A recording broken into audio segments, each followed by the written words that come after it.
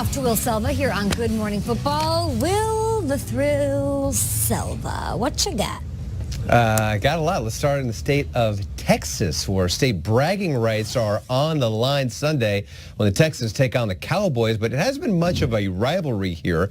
Houston has not beaten the Cowboys since their first game as a franchise in 2002 when our very own David Carr was the Texans' starting QB there. Now, if they hope to pick up their second win over Dallas, the Texans will need another big game from the likes of J.J. Watt and Jadeveon Clowney, who combined for 4 sacks and a win over the Colts in Week 4. Clowney has never faced the Cowboys, but knows this game means a lot in the Lone Star State. This is a big game this week, which all of them are big, but this one pretty big. It's a home game. We need to win at home. Going against a rivalry, to us a rivalry because Dallas, Houston thing. So, like I said, we got to be ready for the matchup this week and come out here and fight this week. We're talking about a tough loss for the Oakland Raiders. Tackle Donald Penn is going on injured reserve. Penn injured his groin in Sunday's win over the Browns. The injury means the Raiders will be starting 2 rookies at offensive tackle for the first time in their modern history.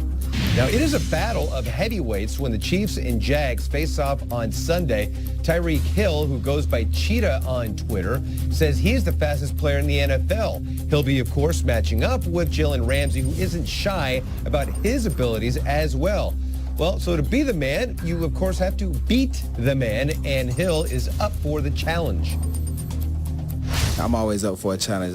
Like I said, he's a great player, you know, and I'm always up for a challenge, you know. To get my name out there more, I need to go up against more talent like him, you know what I'm saying? I'm not calling Chris Harris or nobody else bad, but, I mean, he is the top dog right now, so I can't wait.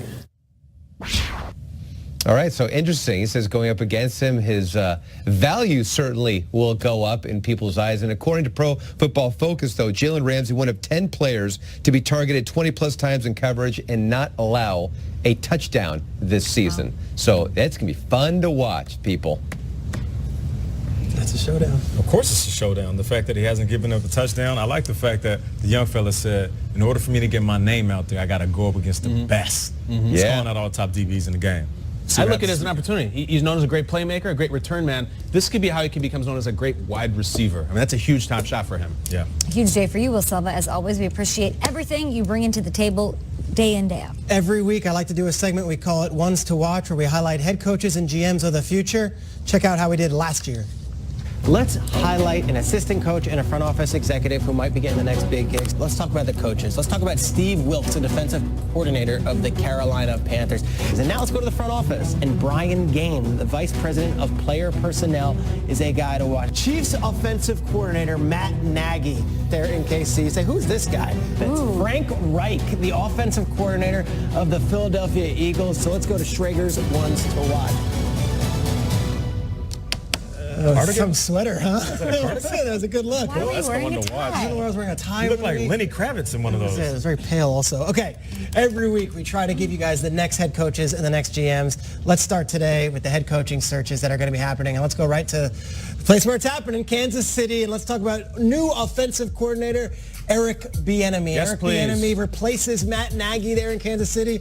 And oh, baby, if there hasn't been a drop-off at all, if anything, the offense has gotten even better. This is his first season as the offensive coordinator. It's been 11 years in the NFL. And you look at some of the running backs that he's worked with before, and it's Adrian Peterson, and it's Chester Taylor, and of course, it's Kareem Hunt last year. Now he's taking the quarterback position and helping and elevate Patrick Mahomes. They say he's one of the most patient, most prepared coaches on the entire staff, and he has Mahomes' ear. As a former running back in the league, he also obviously guides Kareem Hunt.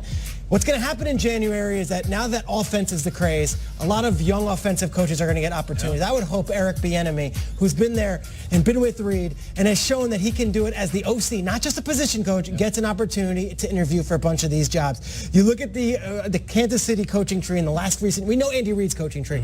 Doug Peterson was an offensive coordinator. He's gone on to win obviously a Super Bowl. And obviously last year, Matt Nagy was plucked. A lot of people say, well, they lost the playoff game. And I don't know. Matt Nagy's been awesome for Chicago. Eric Bieniemy will be an awesome head coach. Let's see if he gets a head coaching interview come January. I'd love to see that. Already, though, people are talking about him. And obviously, we know he's a former great Colorado Buffalo and played 11 years in the NFL. Front office. talk a lot about the Titans on this show, and we love what the Titans are doing at 3-1, and we know that John Robinson is their GM. His number 2 is a guy named Ryan Cowden down in Tennessee. He spent years in Carolina working under Marty Herney, working with Brandon Beane, who's now the GM up there in Buffalo. But Ryan Cowden is a name a lot of people are circling because you look at the last couple drafts, he's been that main man in the room with John Robinson. And if you don't think the Titans have hit home runs at the draft, you haven't been watching football, because these guys have so many young players performing, whether it being Corey Davis stepping up into his own, whether it being Kevin Byard being an all-pro at safety from being a small school guy, and this year's draft class already developing. They had a ton of picks from the Jared Goff trade, and they have hit home runs with every one of those picks. And Ryan Cowden is one of the guys to watch. Long-time personnel man with Carolina. Left the gig to go in Tennessee and work with John Robinson. It's not just the draft. When you talk about signing a Deion Lewis, you need to convince players. Malcolm Butler, we're the place to be. It's not just an agent talking with a GM. It's a whole organization when they talk to these guys. Ryan Cowden, one of those men, can also handle the salary cap. He is going to be one of these people that you say, I'm not familiar with that name, but come January, he's going to be getting jobs for the next GM gig. Ryan Cowden, Tennessee Titans, we see you. Peter, this is such a fun time. You're fishing with dynamite on this segment because everybody's looking for the next McVay, right? Everyone's looking for it. You could say that people are sleeping on Bieniemy. Nicely right? done. Right? Chris Berman's best nickname, if you ask me. I think that's the one. Running this back like Eric Bieniemy. Now, Ryan Cowden, how long has he been there? He's been there just a couple of years. Just a couple of years. In the last couple of years, his picks have been phenomenal. Yes. Corey Davis, Adoree Jackson, the list goes on, right? And this year, yeah, I like that. You're in. I'm into. I mean, anything you say is gonna. Just take it. It's gonna be on that highlight reel to lead the thing. Notice how we only had 5. There was 15 that we didn't use. Stop. But that's okay. You've Putting actually guys on the map. Peter Schrager, as always. All right, this man running angry all over the field on Monday. How's Kareem Hunt doing on the rushing leaderboards? Are we off to the races? We are off to the races at the Carnival Games. Who's out in front? May not be who you think it is. Does it rhyme with freak? Freak Smelliot? A freakio? Freakio. One piece of